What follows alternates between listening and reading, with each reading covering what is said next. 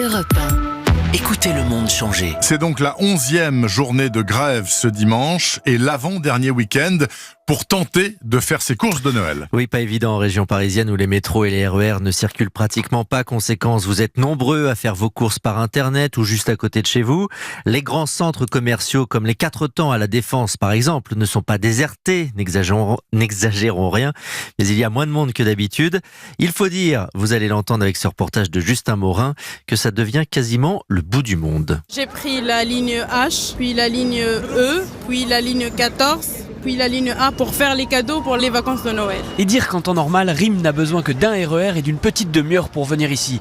Cette fois, elle a mis 2 heures et elle doit maintenant refaire le chemin inverse avec des sacs remplis de cadeaux. C'est toujours galère, mais voilà, c'est un peu genre le dernier week-end. J'ai pas le choix, je suis venue. Pour venir ici, le plus simple reste encore la voiture utilisée par la grande majorité des personnes interviewées, comme Thierry. Mais, parce qu'il y a un mais... Faut sortir le porte-monnaie, comme on dit. Se garer, ça coûte déjà un budget, un jouet de Noël pour les enfants.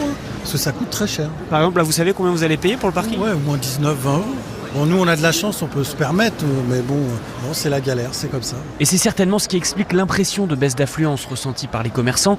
Pas de chiffre officiel pour le moment, mais une vraie sensation, notamment sur le marché de Noël installé sur l'esplanade de la Défense. Stéphane y vend des accessoires de mode. Par rapport aux années précédentes, c'est clair qu'il y a une répercussion. Il va peut-être avoir des bonnes journées qui vont arriver, on l'espère, mais le retard, on ne le récupère pas. C'est comme ça, on subit. Et la nouvelle mobilisation prévue après-demain ne pousse pas à l'optimisme ici, bien au contraire. Le reportage de Justin Morin dans le plus grand centre commercial d'Europe, les Quatre Temps à la Défense.